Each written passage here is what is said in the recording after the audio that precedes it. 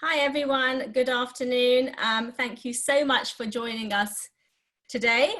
We're really delighted to have you with us on a lovely sunny afternoon. So thank you very much for taking the time out to do that.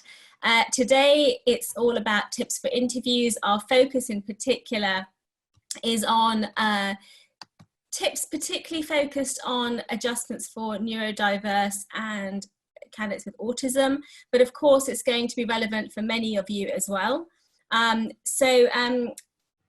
Just please do participate, enjoy today. We've got our remote captioner on with us, Georgina. So Georgina hopefully is going to be typing out what I'm saying. And my colleague Sarah that I want to introduce you to, who you can see just there. Hi everyone. Hi Sarah, who is going to be moderating the questions later on and also joining in. I'm sure many of you know Sarah as well. So I know this is the kind of boring bit, but it's the bit that I have to say before all of our webinars, as I'm told by my compliance. So really just to say that all of our webinars are provided for general information purposes. They don't constitute legal advice. We will make our webinars publicly available on condition that they or their contents will not in part or entirety be copied, reproduced, sent, emailed, distributed, or further reproduced in any way without first our written consent. Their contents constitute original work and are protected by copyright and the intellectual property of employability. Great, so now that that bit's out the way, we can move on. For those of you who are new, who haven't joined our sessions before, I think really important just to let you know how this works. So we cannot see or hear you. Please feel free to use any accessibility software you want to use. All questions and queries should be asked in chat, and then we will take those at the end. There'll be time for questions at the end. Only the panelists will be able to see what you have written, so other attendees can't see your questions. And equally, if you've got any questions that are very particular to your situation, or that are quite detailed, require quite a detailed explanation from you, or you'll need that from us, then maybe you might want to think about asking us those after the webinar. You can email us or you can contact us, but otherwise please do ask questions in the chat. If you aren't able to ask your question during the session, again, you can actually email us at the email address that's just there, info@employability.org.uk, or you can phone us. And at the end, I'm going to ask you to fill out a really short survey, short feedback form, and please do provide your contact details in that if you're happy to do that, and especially if you want us to respond to you. So let's begin then on to a bit about our services before I get into the main presentation. You can register on our website, the details are there. You can apply through us once you've registered for internship and graduate programs, and also then access all of our services completely free if you're a student or graduate. Any questions, if you need something in alternative format, you can contact us about that too. Thanks, Sarah. Great. So really now onto the main part of the agenda for today and the purpose of the interview, different types of interviews. These can be behavioural or competency based, and we'll explain what those mean. And then preparation, adjustments, and then the interview itself. So I know that many of you really struggle to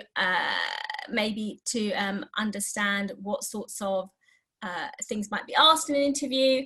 We're definitely going to be talking about behaviour and strength-based questions and how those can be answered. And then we'll talk about the interview itself and really things you need to think about in terms of adjustments. So I'm going to actually move on to the next bit and now go through the main part of today, and after that we'll take questions. For that, I'm actually just going to take myself off video, and I think Sarah's going to do the same, just so I can actually just talk to you about the rest of the session without you focusing on me and focusing more on what we're talking about here. So for purposes of this session, really, we just want to talk about what is the purpose of an interview. Do you actually know what the purpose of an interview is? Why do people have interviews? Why do companies have interviews?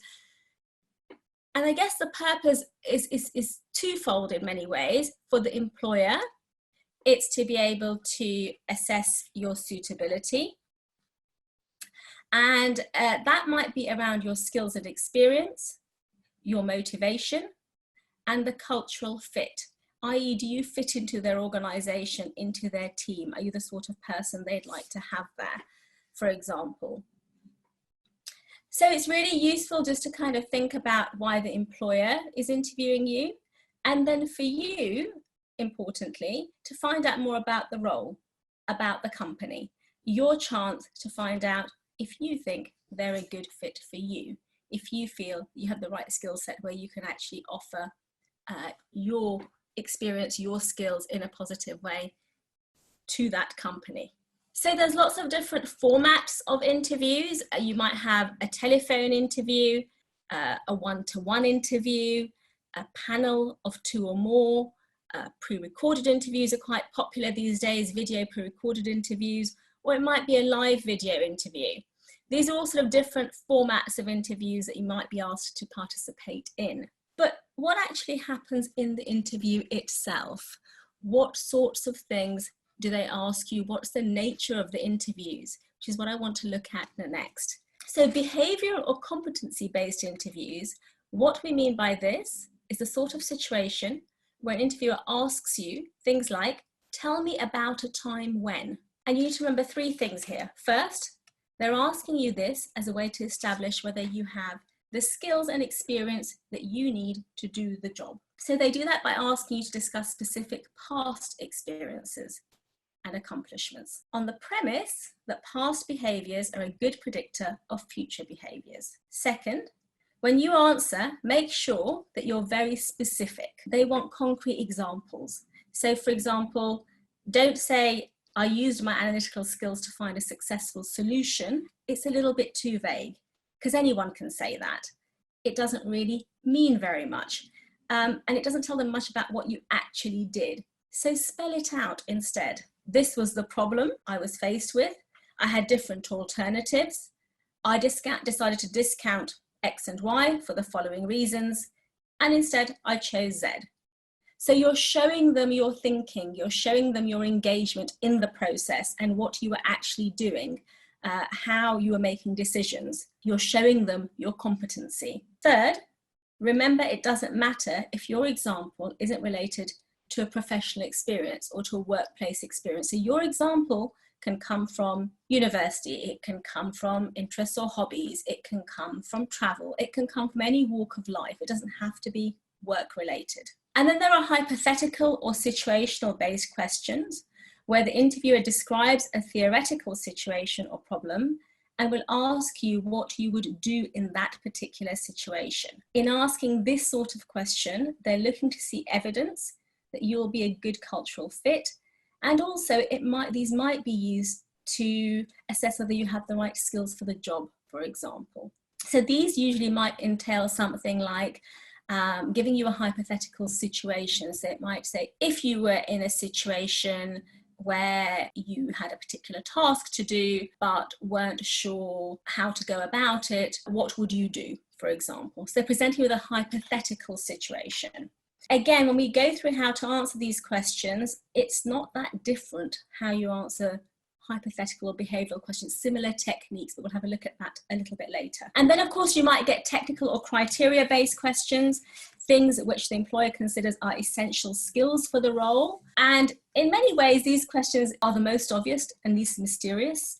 So the key is to ensure that you have good examples and that you think of interesting projects, that you have those at your fingertips, and technical skills really are the ones in many ways that kind of set you apart from others with similar skills. So they might be assess your technical competency. There might be a basic level of technical competency that they're looking for, and then they'll ask you the other questions to then differentiate. And then motivational questions. Now this is really important. So this is all about your interest in the type of role that you have applied for, your genuine interest in the company, and your interest in the industry that operates in it. So really important before you get to an interview for you to think about your reasons for being attracted to that type of role in particular, that specific role in that specific company, and then why that sector, why that industry. This is also a question that's often asked on application forms. And what I always say to people, whether you're answering this on an application form or whether you're answering this at an interview, I always say do what I call the replacement test. Now, what does that mean? That means that if you were to write your reasons for wanting to join a particular organization or a particular role, and then you were to take that company's name out of that paragraph you've just written and replace it with another company from the same sector or the same industry or just another company, and then reread what you've written, if it still makes sense, then your answer is not specific enough. So your motivation needs to be specific to the organization that you're applying for. Why that organization? They want to know why you are interested in them, not just in any company. So make sure you make it specific and not general, and do your research to enable you to do that. And then of course there are chronological type questions. So these might be going through your CV with you. They might be looking to just talk through with you your education, your experience, and your interests. Some tips for answering competency and behavioural interviews in particular, but this would also apply, as I said before, to situational ones as well, or hypothetical ones as well, and perhaps to others. So the very first tip, read your application so that you know the details of what you've said on your application form about your skills inside out, and be prepared to answer questions. Don't assume that just because you've sent in your CV and the application form that the interviewer is going to know everything about you. Sometimes the interviewers only just looked at your CV and application form minutes before meeting you, or they may not have reviewed it at all because it might have been reviewed by HR or recruiters, for example, but not the interviewer. Read your application, read your CV thoroughly. Prepare, I would say, multiple, if not multiple, at least 2 or 3 examples. First of all, have a look at the competencies that that particular firm looks for. You might be able to find information on that on websites, for example. Is it leadership skills? Is it teamwork? Is it technical skills? Have a look and see if you can find out what competencies they're looking for, because if you can identify those, if you know what those are, then for each of those competencies, I would say prepare 2 or 3 examples, and also be prepared for them asking you more probing questions. Research the organisation, which we've already talked about quite a lot. Go onto their website, attend presentations, ask your careers office, read their brochures, maybe connect with them through social media, through LinkedIn. Get as much information as you can. Talk to people who might already know that organisation, have been there for interviews, your colleagues, for example, your peers. And then I'd say practice as far as interviews are concerned. Get used to the sound of your own voice. Practice in front of the mirror, in front of family, in front of friends. Record your answers, listen to them again, think about how you can improve. And then questions. You should always have a few questions for the interviewer. What's the best thing about working here? What do you think are the challenges that face the team or the organisation? Why did you decide to come and work at this organisation? Any of those sorts of questions, it shows the interviewer that you are interested, that you've given it some thought, and that you're also asking them pertinent things as well. So I wanted to have a look next at examples of questions. The sorts of questions, we mentioned a few of these before, but just to kind of recap. So the sorts of questions you might get, the sorts of competency or behavioural questions you might get might be things like, tell me about a time when you have worked effectively within a team. Or give us an example of when you have found yourself in a difficult situation. What was the situation and what actions did you take? Now they might not ask you that last bit, but that's sort of how you need to answer it. What attracts you to this particular role? That's clearly a motivational question. So being able to have a look and spot, what sort of question am I being asked? Is it motivational? Is it competency? What sort of question, is it technical? What sort of question are they asking me? If you can spot that, it'll give you some really good tips to know what sort of answer to give. So one of the ways that I think is a really, really good and structured way of answering competency and behavioural questions and situational hypothetical questions actually is something called the STAR technique. I'm sure many of you will tell me in chat that you've heard of this, that this is hopefully a technique you're familiar with. If not, you can definitely Google it. There's loads of information about this, about the STAR technique. But primarily how this works is, first of all, define the situation. So once you get asked a competency question and you've prepared your examples, the way to answer it is define the situation. Next, talk through the tasks and actions. In other words, what did you actually do? And finally, give the result. Now, most answers that I read when I'm interviewing somebody, or if I'm looking at competency questions answered in application forms, is people seem to spend an awful lot of time describing the situation, really little time talking about their actions, and then maybe quite a bit more time talking about the result. But actually it's in the actions that you demonstrate your competency. And remember, the employer is trying to find your competency. So in terms of thinking about this in percentages, I would recommend that you spend maybe about 20% of your answer focused on the situation. I'd say I would spend about 70% or so focused on the task and action, and about 10% on the result. It's in the tasks and the actions that you demonstrate your competency. And here I would use I rather than we, even if you're talking about team-based work. The employer's not looking to hire your entire team that you might have worked with on a particular project. They're wanting to know, what did you do? Even if it's about teamwork, what did you actually do to contribute to that teamwork? What were the actions that you took? How did you actually do that? What were the challenges that you were met with? How did you overcome those? So set the context with the situation. Once you've set the context, then talk about the tasks that you had to carry out, how you identified those, how you decided what these would be, and then the actions that you took to fulfill those tasks and to participate in that. Challenges you were met with, what did you do to overcome those? And I would say then 10% for the results. Now, if the result wasn't positive, that's okay, because really what the employer's looking for is, what did you learn from this experience? Can you take the learnings and use them next time you're in a similar situation where you have the opportunity to demonstrate that competency again? Also, as far as results are concerned, I would really try and quantify it. So if there was a particular outcome, if you can quantify it, then make sure that you do. So it's preferable to, rather than saying, I organised tickets to a ball, this involved lots of organisation, and then it went really well and we had a great time. It's preferable to say something along the lines of, as far as the result is concerned, we sold so many tickets, we made so much profit. Quantify it. It's much more impressive if you're able to do that. But if you're not, that's okay. Just define what the result was briefly, or what your learnings were. Next is questions about you. So be prepared to answer questions about your background. Be prepared to answer questions about your academic background, your work experience, any extracurricular information about yourself. So what does that mean? Well, really, questions about you are focused on them wanting to get to know you much better. It's a good chance that the interviewer just wants to find out more about you from you. We said earlier, or I said earlier, that don't assume because they have their CV, your CV, they know everything about you. And even if they do, it doesn't matter. CV or an application, the only purpose of those is to get you to the interview. And once you're actually at the interview, in a sense, whatever you wrote on your CV or your application, yes, it's relevant because it has to follow through in the interview, but you're now at the next stage and you've got to be prepared to engage in that stage as well as possible.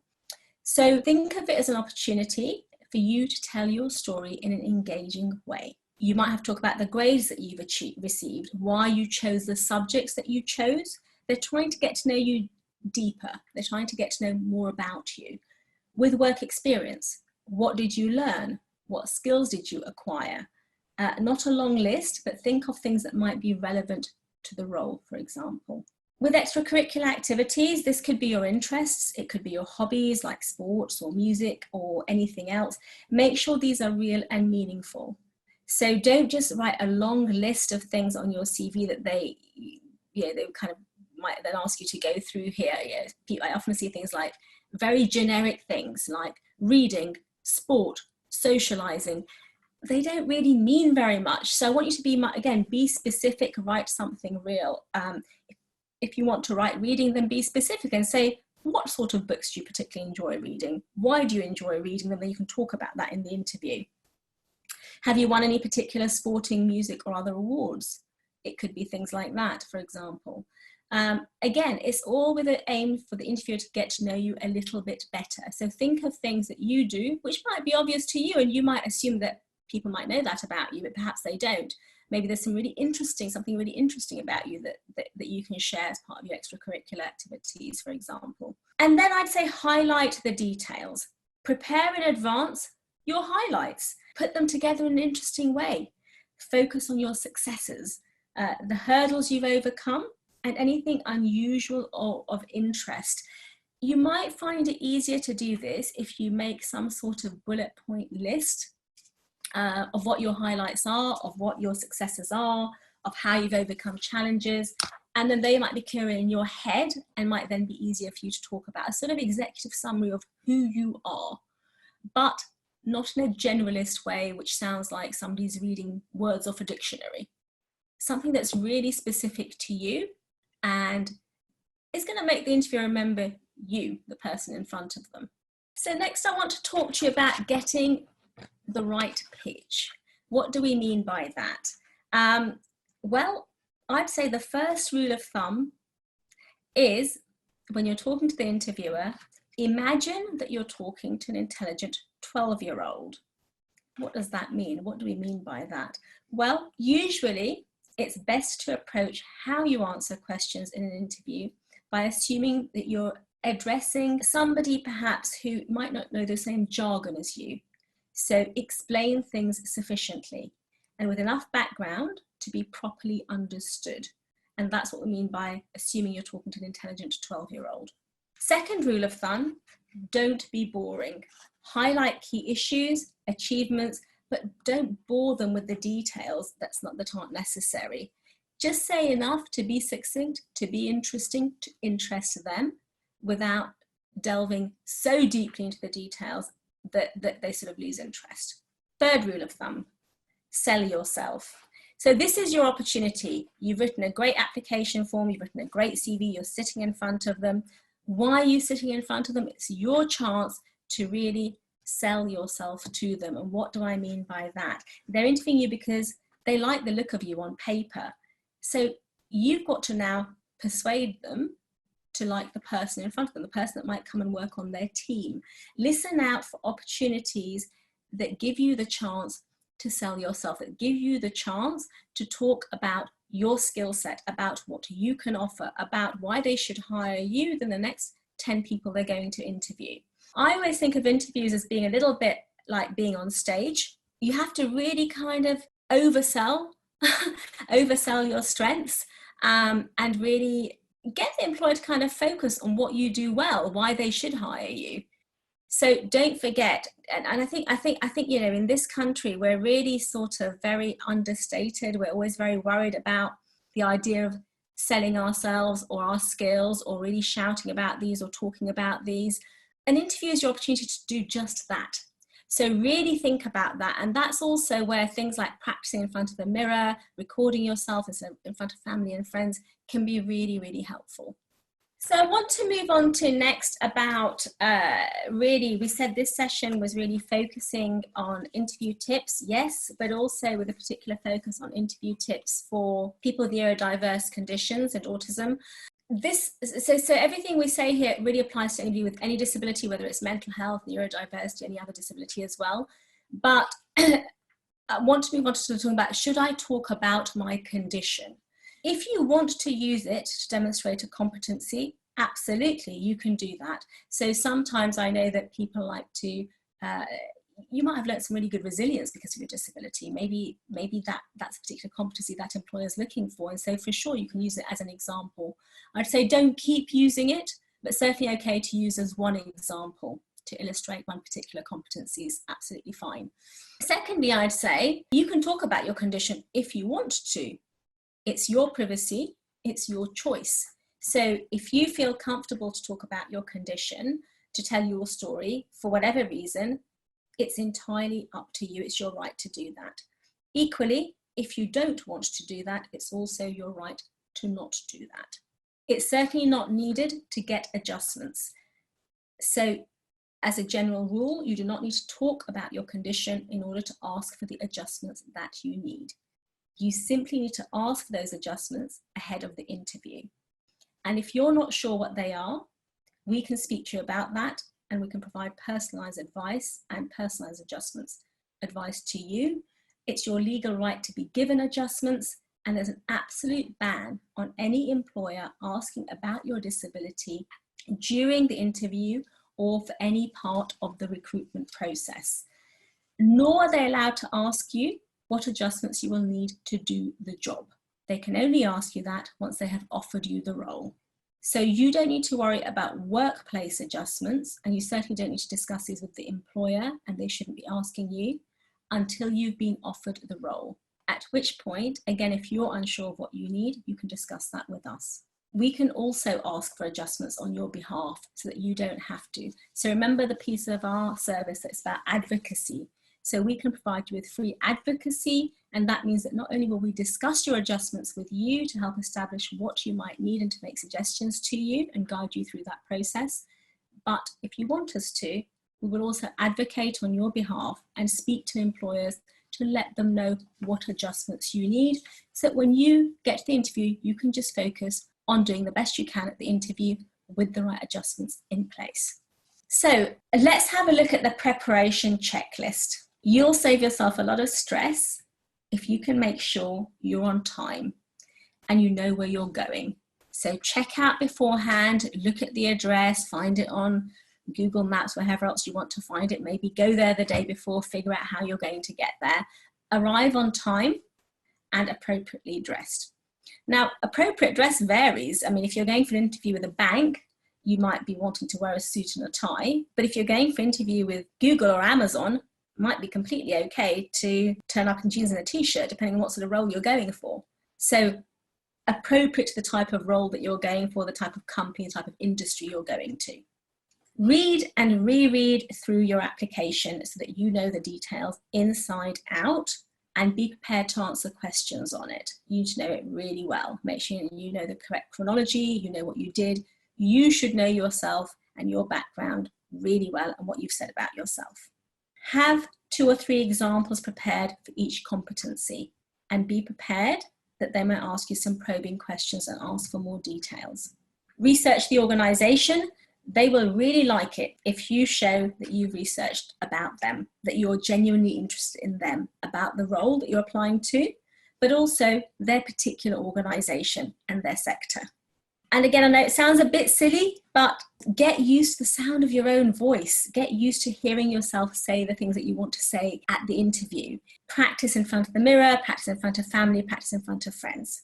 Have a few questions for them. What is the best thing about working here? What do you think the challenges are, etc.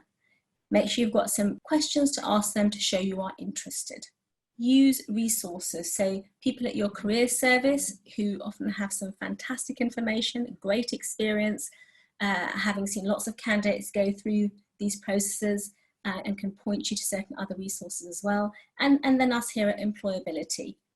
And then make sure that you have informed the company, or if you're using us to advocate for you, make sure that you've had the discussion with us about the adjustments that you will need for the interview to ensure that you have a level playing field and that you will be able to perform as well as you can in the interview with the right adjustments.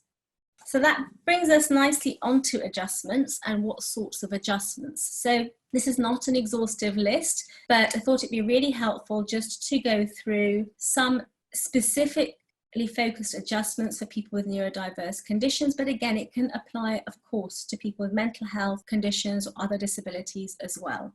First of all, additional time, more time overall for the interview, or this could be even for questions or answers to technical questions or other interview questions. You might need either overall extra time or in addition, extra time for certain types of questions. Or you might need to take a few extra minutes to process the information, to process the question, to think about your answers before you can actually provide them. So this is something that is a perfectly reasonable adjustment to ask for, and employers are very happy to make this sort of adjustment. So again, we can discuss this with you in particular about how much extra time, in what way, in what situations. Alternative format, you might need or prefer a face-to-face interview instead of a video interview or a phone interview, or vice versa. So employers are normally very, very happy to, as an adjustment, to provide you an alternative format of interview. Requesting a copy of the questions beforehand. This can be a little time before the interview, so you can read and absorb the questions, but not so far ahead that it might put you at an advantage. So we've often had candidates who have asked for this, and sometimes employers happy to provide the questions 10 or 15 minutes, or sometimes even longer, before the actual interview, to enable you to actually read through the questions, understand them before you go into the interview, and then to know what sorts of questions you're going to be asked, so it takes away the element of surprise. Being able to take notes whilst in the interview. Some people, again, prefer to be able to take notes in an interview or to write things down, and employers can provide you with a notepad and pen if that's what you would like to do, if that's an adjustment that will make it easier for you during the interview, if it helps you with processing information. Awareness and understanding from the interviewer.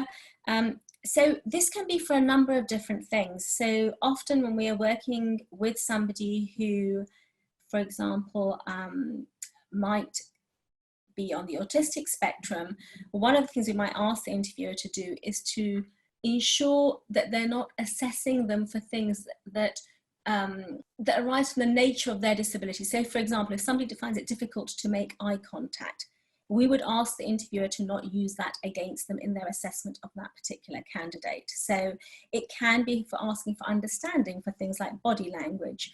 If you have ADHD and you move around a lot, for example, we would ask the interviewer to not use that against you, because that is an impact of your disability, and we would ask them not to use that against you in assessing you in any way. So it could be body language, it could be to do with eye contact, it might be that if you're extremely anxious because of your disability, or it might be that the impact of your disability is exacerbated in stressful situations such as interviews, that might make you even more anxious because interviews are already anxiety-inducing situations. So perfectly okay as an adjustment to ask for understanding and awareness from the interviewer, and for them not to use that aspect of how you're impacted by your disability against you in assessing whether you're the right candidate for the role. Really important that you are provided with clear and concise instructions. Particularly important if you're on the autistic spectrum, but also if you have dyslexia, dyspraxia, or perhaps other disabilities as well, and really for everybody. So we can make sure when we're talking to employers, or if you are talking to them, to request that they provide you with clear and concise instructions. And that will mean that you will know what to do. And if you're unclear, however, then being able to ask for clarification or explanation, you might need to ask for clarification on a question if you're unsure about what you're being asked, or if you've not fully understood, and that's an adjustment as well that you can request, and that's absolutely fine. Asking the interviewer to break down the question into several shorter ones. So interviewers sometimes ask multi-part questions, which can be confusing and difficult to remember all the little bits they've asked you. So ahead of time, again, we can ask interviewers to break those down into shorter questions, ones that are easier for you to answer, and they can ask you several of those shorter questions rather than one very long question with lots of different parts to it. You can talk to us at EmployAbility. We can provide tailored advice on adjustments for interviews. We can discuss these with you. We can discuss with you ahead of time how your disability impacts you, how it might impact you in the interview. And that really can come from our knowledge of interviews and the way interviews are conducted, what sort of questions might be asked in a particular interview, and then your knowledge of your disability and how you are impacted. And then we can see how those might come together and what might be the best way forward in terms of adjustments to ensure that you have a level playing field, that you get the right adjustments. So when you go to that interview, you can focus simply on the interview itself and not be having to worry about the adjustments. We'll make sure those are put in place for you, or you can request those yourself ahead of time before the interview. So having looked at the preparation, having looked at all the different things you can do, having looked at some of the types of questions and so on, how to answer those using STAR technique and so on, finally, the interview itself. A few things about this. First of all, remember that you are really well prepared. You prepared well. You checked out how long it was going to get you to get there. You know how to get there. You're familiar with that. You've done your preparation in terms of the types of competencies you might get asked about. You've read through your application form and your answers in your CV several times. You've maybe rehearsed or practiced in front of family or friends, or recorded yourself and listened to that and improved on that. And now you're here. So first thing is, remember that you are well prepared. Secondly, it's normal to feel a little bit nervous, to be a little bit anxious. If you can, try to remember those things and then try to relax a little bit if you're able to. Try to smile, try to be confident, try to think confidently by reminding yourself that you're well prepared and that it's normal to be a little bit nervous, but that's okay. When you're actually in the interview, think before you answer the question. You don't have to rush to answer the question. You don't have to get nervous about the idea of rushing to answer the question. Take your time, process the question, formulate the answer, and then answer the question. And remember that if you're unsure of what you're being asked, if you forget a part of the question, ask for clarification. Even if you think that, oh, I didn't answer the last few questions very well, I could have done better, oh no, try and remain positive. You've got the rest of the interview to go through, and that's okay. And finally, make the most of any research you've done about the organisation. But the main thing I'd say here is that in terms of trying to address nervousness, for example, the main thing I'd say here is I always think in situations that are really, really difficult, I always think about, well, what's the worst thing that can happen? I think if you just think about that for a minute, what's the worst, I'm at an interview, what's the worst thing that can happen? So I think the worst thing that can happen is that you might not get any further in the process. You might not get offered the job. And of course, that can be really, really disappointing. You've prepared well, you put in all the hard work, and then you don't get the job. But it's okay. It's still practice. You've still experienced something different. You've still practiced something else, and next time maybe you'll do better. It's okay. If you don't get the job, you'll get another one. And think, if you can think of it in that way, it's not the end of the world if you don't get this particular job. There'll be other opportunities. So good luck. I think hopefully that's been helpful for you. I want you all to remember that help is out there. You can use us. You can use your university career service. They have amazing resources. They're really knowledgeable, they're experienced, and they too are there to help you and to provide a free service, as are we. I'm going to open up now for questions. Okay, I've got one here. I have ADHD and I'm told I interrupt when others are talking, but I don't realise I'm actually doing that. How can I deal with that in an interview? Okay, so one of the things that I think we would then speak to you about is what might help. So if there's particular situations that make your ADHD worse, if there's different ways or different things that the interviewer could do to put you more at ease or to make you less stressed in that particular situation. But also we would say to the interviewer to provide understanding, so that if you do that in the interview, for that not to go against you, and to explain to the interviewer that perhaps that's likely to be exacerbated in stressful situations like interviews, and that they should then bring you back and then carry on talking about the thing they were talking to you about before you interrupted. So I don't know if that answers your questions specifically. That sounds great, thank you. We've got another one here about adjustments. This person is concerned that asking for interview adjustments would put them at a disadvantage. Is there some advice you can give on that, as they're quite worried about subconscious bias in this particular situation? Yeah, so this question comes up time and time again. What I'd say to you is that if you need adjustments for an interview, then you have to think about what that means and what the options are. There are two options. There's two broad options. One is you ask for the adjustments and you get them, and the other one is you don't ask for the adjustments and you don't get them. Now, if you need adjustments and you don't ask for them and you don't get them, it's possible, maybe even likely, that you're not going to be able to perform as well as you could have done with the adjustments. So in a sense, by not asking for them, you yourself are making it harder for yourself to do as well as you could do. And whether they have conscious bias or unconscious bias, by not performing as well as you could, you've already reduced your chances of getting that role. Alternatively, you can ask for the adjustments that is your right, that you need for leveling the playing field, that is going to help you to perform well in the interview.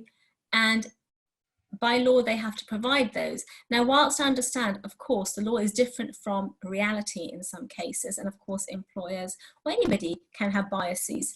I think we've got to sort of give them the benefit of the doubt here, because you need that adjustment to do well. So you might as well ask for it. And most employers, certainly ones that we work with, hopefully are going to, one, provide that to you, and by law they have to, and two, not use that against you. Now, if an employer does choose to use it against you, there's nothing you can do about it, but without the adjustment, you wouldn't have got the role either. So I think I think you've got to sort of get over that hurdle yourself and think, okay, if I need the adjustment, I need to ask for it. If they don't provide it, if they're biased against me, would I really want to work there anyway? So my recommendation to you would be ask for the adjustment. You don't tell me your disability, but ask for the adjustment that you need. Great, thank you. And I was just going to say, if you're not sure about the adjustment you might need, then, as I know we always say, but please do talk to us, as we're really happy to help with that. There's another one here, Tab, about situational judgment tests, which is an interesting one. There's been a lot of research and even court judgments that have said that these tests are not particularly suitable for those with ASD. But what can I do when the employer doesn't offer any alternatives to a situational judgment test? Yeah, so situational judgment tests can be difficult for people with ASD on the autistic spectrum, because they can be hypothetical, they can be difficult to answer, it might be hard for somebody to say enough information, and you can ask for alternatives. So we had a company we were working with a couple of years ago who was hiring, and for some of our candidates, I remember one in particular who had ASD, who wasn't comfortable actually answering questions in an interview in a particular way. In fact, what they did was they had that candidate come in and actually do a part of the role so he could demonstrate his skills. And his role actually was one of sort of, I think it was a data analyst type role. So he was able to actually demonstrate what he could do. And he was given certain tasks, and he then fulfilled those, and they ended up hiring him. So I think employers, and certainly flexible employers, will provide alternatives. But I do know that that's really hard for you to negotiate sometimes on your own. So I think if you're in that situation, if that applies to you, if you particularly find that sort of interview difficult and you've already asked an employer for that kind of adjustment, but they refuse to give it to you, or you're not sure how to ask for it, please do talk to us, and we might be able to suggest other ways of approaching that employer. We might be able to approach the employer for you on your behalf, and to make sure that you get the right adjustments. But there certainly are different ways of assessing, and there can be, and there are many situations in which employers are able to offer that to you. So I'd say that if you've been refused, please talk to us about the specific situation, and we'll see what we can do to help. Thank you, Tab. And there's another question here about whether it's suitable to ask for different types of questions, so other than behavioural, can they be requested as an adjustment? So this sounds very similar to the last question, really. So the answer to that is yes, possibly. There might be other ways, and I know that in the past we requested from employers that they ask certain, we request them to change the sort of questions that they're asking to make those more inclusive, either on application forms, and we've been advising them on that, or in fact for the interview itself. So yes, there may be ways of asking for different types of questions to be assessed slightly differently if you feel that the nature of the questions themselves, the way they're asking those questions, is going to mean that you can't perform as well because of the impact of your disability. Great, thank you. Somebody's asking you here, how do you ask for adjustments without mentioning your disability? They're saying, do you think you'd have to provide a reason for that request? So this goes back again, this is so topical, it keeps coming back. This goes back again to your rights, the Equality Act, and what this says. And what this says is that employers cannot ask you anything about your disability during the recruitment process. They can't ask you if you have one, they can't ask you what it is, they can't ask you any details about it at all. The only exception to that is they can ask you, do you need any adjustments? And they should ask you that, of course. So all you have to do is to say, if you'd like to, because obviously by saying I need some adjustments implies you have a disability. So if you wanted to, you could simply say, I have a disability, or I have a health condition, if you like, or I have a condition, if you like, just simply that, and will need certain adjustments during the recruitment process. These are, and then clearly explain what those adjustments are. Or just for the next part of the process, you don't have to tell them the adjustments for the entire recruitment process. You could simply say, I've been invited to interview, I have a particular condition, therefore I will need adjustments, and don't say what that particular condition is, or have a condition, and therefore I will need adjustments for the interview. My adjustments for the interview are, and then you can explain what those are. So that's the way to do it. I am quite conscious of time, so should we take a couple more questions? And I'm also aware that there are lots of questions on here that we might not have been able to answer, so we will be leaving our contact details on the last slide for you to get in touch with us by email. So there's a question here saying, since we've been doing this work at EmployAbility, do you feel that employers are much more aware now of the different needs and are more willing to offer support and adjustments? And do you also feel some sectors are better than others at doing this? Yeah, I mean, look, I've been working in this space now for some, let's think, about 20 years or so, so quite a long time. I think and lots has changed in that time. Employers are certainly more aware now than they were, let's say, 20, 15 years ago, of what sorts of adjustments they can do, what changes they can make. And they're certainly more willing to do those things because they have more awareness. I'd say, however, that disability is still it's still harder for employers to get their heads around than some other diversity strands. And I think the reason for that is that there are so many different types of disabilities. People are impacted in so many different ways. Even people with the same disability are impacted in so many different ways. Each case is individual. There isn't a template solution. And I think employers sometimes find that difficult. There's a bit of fear around disability. And I think what we want to do is to really make sure that there is clarity around this, that employers know what their duties are, what they're supposed to be doing, how best to do it. And the same for you, same for any applicants as well. So there have been changes, there is more acceptance, employers are becoming more and more inclusive, but there is still a way to go, is what I would say about that. Great, thank you. And I know this is another question that comes up quite a lot. It's about employers asking for evidence of disability or of adjustments. Are they allowed to ask for that evidence? Going back to the Equality Act, it is illegal for an employer to ask you for any evidence about your disability. It's illegal for an employer to ask you if you have a disability. They can't ask you, shouldn't be asking you for things like your educational psychologist report because you've asked for adjustments. They shouldn't be asking you for any medical reports. They shouldn't be asking you anything at all about your disability or the nature of your disability or the name of your disability or any proof. Many employers, however, aren't necessarily aware of that, and they do ask you for that information.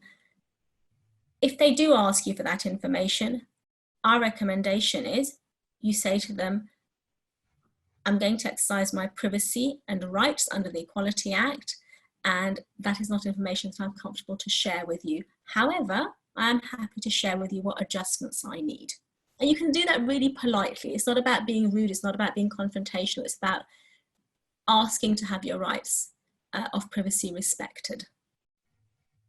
Again, if you're not comfortable to do that, and if you do get asked, you can contact us, talk to us, and we will talk to your employer about what adjustments you need without disclosing your disability, and explain to the employer why they can't ask you for that proof.